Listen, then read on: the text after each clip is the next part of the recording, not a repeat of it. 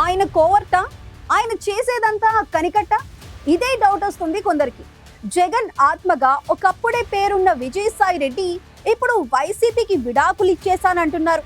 ఒకప్పుడు package star అంటూ నిందలేసిన నోటితోనే పవన్ కళ్యాణ్ ని ఫ్రెండ్ అంటున్నారు. వ్యవసాయం చేసుకుంటానన్న పెద్ద మనిషి మళ్ళీ పాలిటిక్స్ లోకి తలదూరుస్తున్నారు. ఇప్పుడేమో దేశం కోసం ధర్మం కోసం అన్నట్లు కొత్త స్లోగన్ ఎత్తుకున్నారు. అసలు ఏంటి ఆయన టార్గెట్? టీడీపీ జనసేనలోకి రానివ్వాలనే కాషాయ ఎజెండా ఎత్తుకున్నారా? అవకాశం ఇస్తే బీజేపీ జెండా పట్టుకుంటారా? కమలం పార్టీ పెద్దలు ఆయన్ని నమ్ముతారా?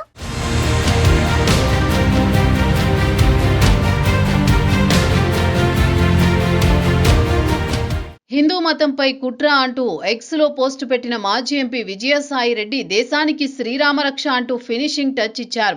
విజయసాయి రెడ్డి పోస్టు వెనుక ఏదో పరమార్థం ఉండే ఉంటుందన్న చర్చ మొదలైంది. వైసీపీని కాదనుకున్న విజయసాయి రెడ్డికి తన రాజకీయ పునరావాసానికి బీజేపీనే పెద్ద దిక్కుగా కనిపిస్తున్నట్లుంది. వైసీపీలో ఓ దశలో నెంబర్ 2గా చెలామణి అయ్యారు విజయసాయి రెడ్డి. రాజకీయాల్లోకి రాక ముందు నుంచే జగన్ ఆత్మగా ఆయనకు పేరుంది. ఎందుకంటే వైఎస్ కుటుంబానికి సంబంధించిన వ్యాపార లావాదేవీలు, లెక్కలు అన్నీ ఆయన చేతుల్లోనే ఉండేవి. ఆ సావాస దోషంతోనే అక్రమాస్తుల కేసులో వైసీపీ అధినేతతో పాటు ఆయన కూడా ఇరుక్కున్నారు. ఎక్స్ బాస్ తో పాటు ఎస్ బాస్ అంటూ జైలుకు కూడా వెళ్ళొచ్చారు. అలాంటి నాయకుడు వైసీపీకి గుడ్ బై చెప్పడమే ఓ విచిత్రమైతే, ఆ పార్టీ నేతలను ఉద్దేశించి మాటల మిసైల్స్ వదలడం అందరినీ ఆశ్చర్యపరిచింది.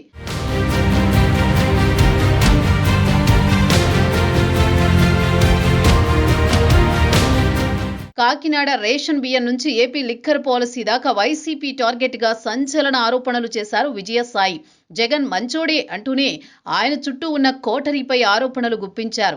ఆయన కామెంట్స్ కి వైసీపీ నుంచి కొన్ని కౌంటర్లు పడుతున్నా వాటి తీవ్రత అంతగా లేదు. ఎందుకంటే అమ్మ పుట్టిల్లు మేనమామకు ఎరుక అన్నట్లు అక్కడి గుట్లన్నీ విజయసాయిరెడ్డికి తెలుసు. అధినేత వ్యక్తిగత వ్యాపార ఆర్థిక వ్యవహారాల్లోనూ ఒకప్పుడు విజయసాయిరెడ్డి ఆడిటర్. దీంతో వైసీపీకి కూడా విజయసాయి వ్యవహారం సున్నితంగా మారింది.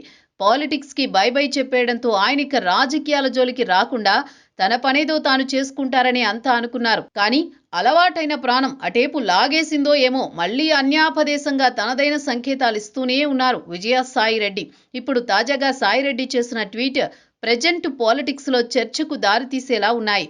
ఉన్న ఫలంగా హిందూ ధర్మం అంటూ శ్రీరామరక్ష అంటూ సాయిరెడ్డి వల్లించిన పదాలతో ఆయన కాషాయ పార్టీకి దగ్గరవుతున్నారనే టాక్ మొదలైంది.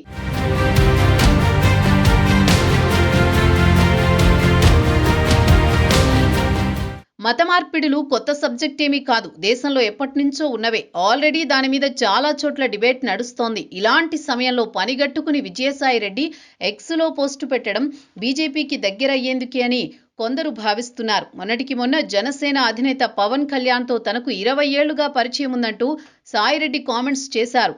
అది కూడా రెడ్డి సామాజిక వర్గం నిర్వహించిన ఆత్మీయ సమావేశంలో ఈ వ్యాఖ్యలు చేయడం పెద్ద చర్చకి దారితీసింది. వీటితో పాటు ప్రజలు కోరుకుంటే తాను తిరిగి రాజకీయాల్లోకి వస్తానంటూ కూడా సాయిరెడ్డి హింట్ ఇచ్చారు. ఇక ఇప్పుడు వీటన్నింటికి మించి ఇప్పుడు హిందూ మతం నుంచి మత మార్పిడులు జరుగుతున్నాయంటూ దీనిపైన కమిటీ వేయాలని సాయిరెడ్డి ఎక్స్ వేదికగా చేసిన వ్యాఖ్యలపై చర్చ మొదలైంది.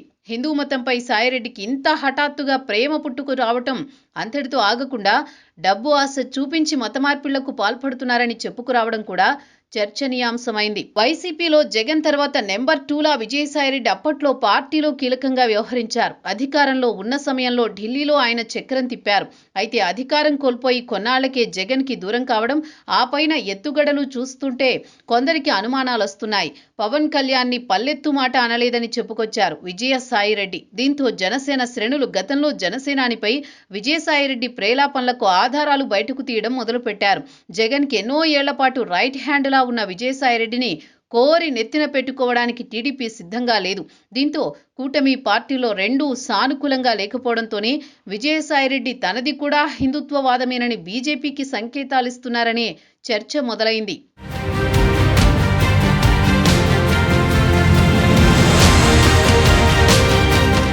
కేంద్రంలో రెండవ పర్యాయం ఎన్డీఏ అధికారంలో ఉన్న సమయంలోనే రాష్ట్రంలో వైసీపీ కూడా అధికారంలో ఉంది.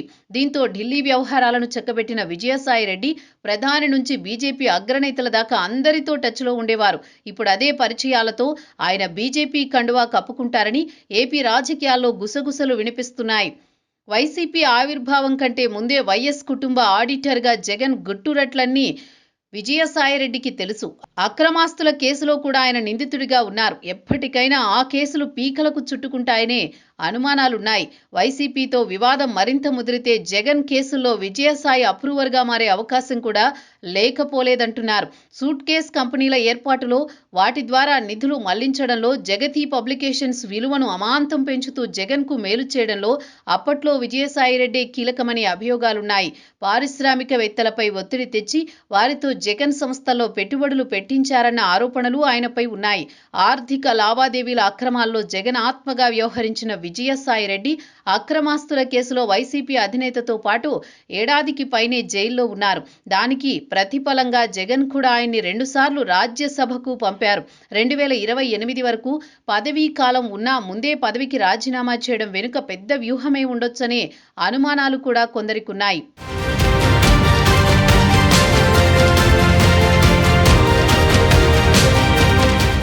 జగన్ అక్రమాస్తుల కేసులో దాదాపు 12 ఏళ్ల నుంచి ఎలాంటి పురోగతి లేదు. ఆయన బెయిల్ మీద విదేశాలకు వెళ్లేందుకు అనుమతుల గురించి కోర్టుల్లో అప్పుడప్పుడు కొన్ని పిటిషన్లు చర్చకొస్తున్నాయంతే.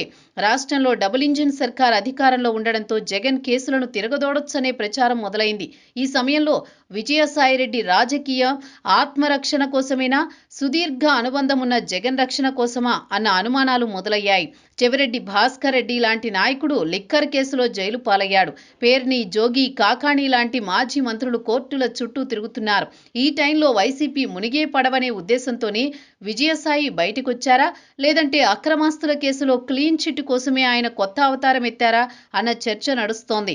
టీడీపీ, జనసేన తలుపులు తీసే పరిస్థితి లేకపోవడం వల్లే బీజేపీ వైపు చూస్తున్నారనే డౌట్ కొడుతోంది. కొన్ని కేసులు, అభియోగాలున్న సాయిరెడ్డిని కమలం పార్టీ హక్కున చేర్చుకుంటుందా, కోవర్టన్న అనుమానంతో దూరం పెడుతుందా అన్నదే అసలు పాయింట్.